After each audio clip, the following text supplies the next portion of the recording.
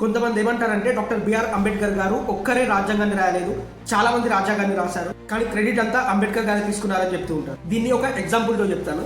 ఏదైనా ఒక సినిమా తీసినప్పుడు అందులో చాలా మంది పనిచేస్తారు, యాక్టర్స్, సింగర్స్, టెక్నీషియన్స్, ఫైటర్స్. కానీ ఆ సినిమా తీసే డైరెక్టర్ లేకపోతే ఆ సినిమానే ఉండదు.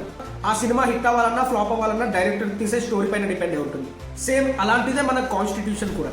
మన కాన్స్టిట్యూషన్ ప్రిపేర్ అవ్వడానికి చాలా మంది పనిచేశారు, కానీ ఆ కాన్స్టిట్యూషన్ అనేది ఒక విజన్తో ప్రాపర్గా ప్రిపేర్ అవ్వడానికి కారణం డాక్టర్ బిఆర్ అంబేద్కర్ గారు.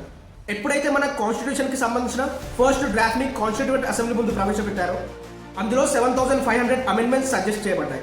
అప్పుడు డాక్టర్ బిఆర్ అంబేద్కర్ గారు 141 డేస్ కూర్చొని ప్రతి ఒక్క అమెండ్మెంట్ని చదివి అందులో నుంచి 2,500 సజెషన్స్ని యాక్సెప్ట్ చేశారు. దాని తర్వాత వాటిపైన డిబేట్స్ నిర్వహించారు.